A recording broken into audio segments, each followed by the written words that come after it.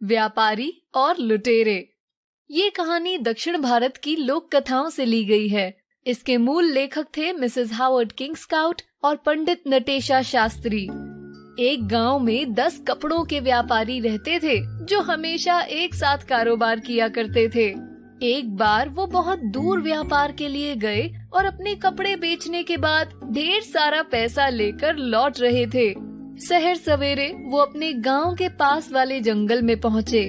उस जंगल में अब 3 लुटेरे रहते थे जिनके बारे में उन व्यापारियों को कुछ भी मालूम नहीं था।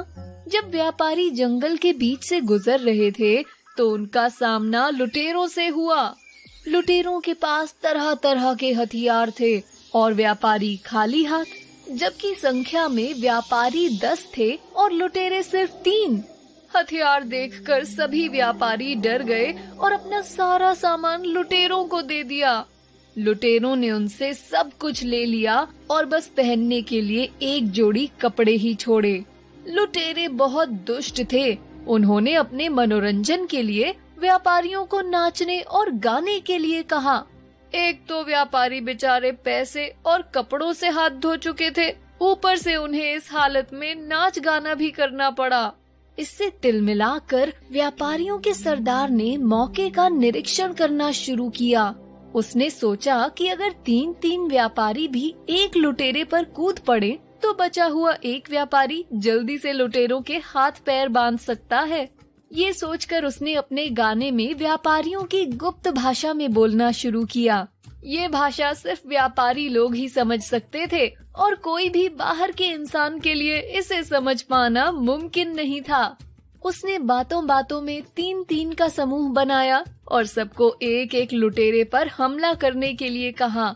नाच गाना करते करते हर समूह अपने सौंपे हुए लुटेरे के पास जा पहुंचा। लुटेरे गाने के बोल तो समझ ही नहीं सकते थे और यही सोचते रहे कि ये कोई दूसरी भाषा का गाना है। अपनी ही मस्ती में उनका पूरा ध्यान नाच गाने और खाने पीने पर लगा हुआ था। लुटेरों ने ध्यान ही नहीं दिया कि कब व्यापारी उनके आसपास आ पहुँचे और जैसे ही व्यापारियों के सरदार ने इशारा किया, एक साथ सभी व्यापारी लुटेरों पर टूट पड़े। एकदम से हुए हमले से लुटेरे घबरा गए और कुछ सोच ही नहीं पाए।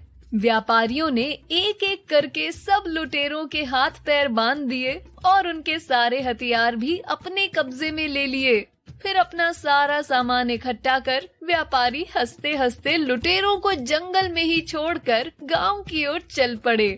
गांव पहुंचकर उन व्यापारियों ने सबको लुटेरों के बारे में सूचना दी और पूरा किस्सा सुनाया। लुटेरों की इतनी हंसी उड़ाई गई कि बेचारे लुटेरे फिर वो जंगल छोड़कर कहीं और चले गए।